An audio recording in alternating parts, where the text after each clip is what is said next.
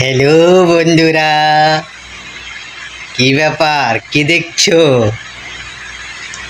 ভিডিওটাকে সম্পূর্ণ দেখবে। আচ্ছা বৌদি, বলছি তুমি হোয়াটসঅ্যাপ চালাতে জানো? না না ঠাকুরপো, আমি তো জানি না। ও বাবা, তুমি হোয়াটসঅ্যাপ চালাতে জানো না?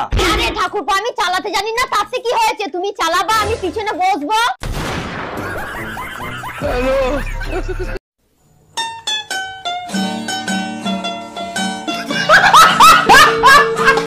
এ স্বামী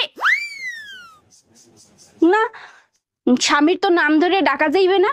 দাদা শ্বশুরে বলছে স্বামীর নাম ধরে ডাকলে হেলে বলে অমঙ্গল হয়। তাইলে কি কইয়া ডাকবো, কি কইয়া ডাকবো, কি পাইছি?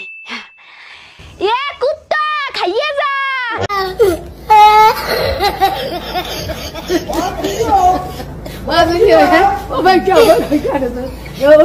7 দিন হয়ে গেছে কথা বলো না, এভাবে আর রাগ করে কতদিন থাকবা? আমার নাকি তোমার কি কিছু আসে চাই? যতদিন মন চায় ততদিন থাকবো। আচ্ছা ঠিক আছে, যা হয়েছে তার জন্য সরি। আচ্ছা কিসের জন্য জানি রাগ হয়েছিল? সেটা যদি মনে থাকতো এখন কি আমি তোমার সাথে কথা বলতাম? हम इसका पति है, हमको सिर्फ फांसी का सजा चाहिए।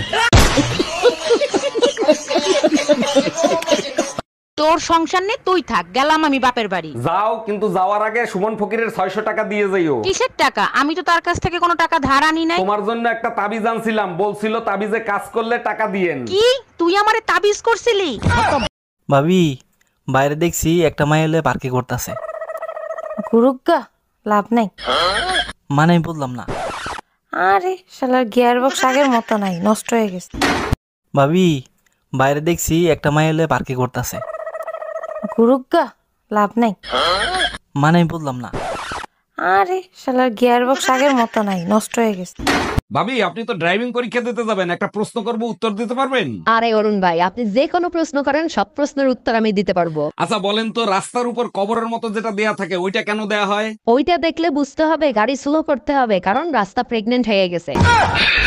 সত্যি করে বলো, এই বাচ্চা কার? 3 মাসে কারো বাচ্চা ডেলিভারি হয়? তুমি আমারে বিয়ে করছো কয় মাস হইছে? 3 মাস। আমি তোমারে বিয়ে করছি কয় মাস হইছে? 3 মাস। বাচ্চার ডেলিভারি হইছে কয় মাসে? 3 মাসে ডেলিভারি হয়েছে। তাইলে হইল না 9 মাস? ও আচ্ছা।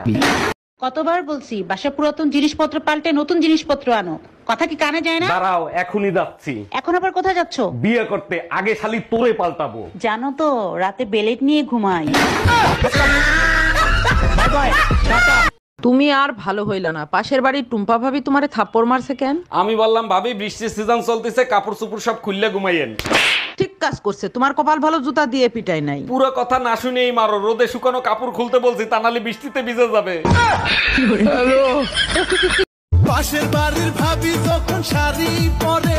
এই কই তুমি? চা বানাচ্ছি, চা খাবা? হ্যাঁ খাবো। আদা ভালো করে সেইছে, তারপরে চার ভিতর দিও। মন্ডায় চায় পাশের বাসার ভাবিরে আর তোরে পুতাদের সেইছে, তারপরে চার মধ্যে দেই।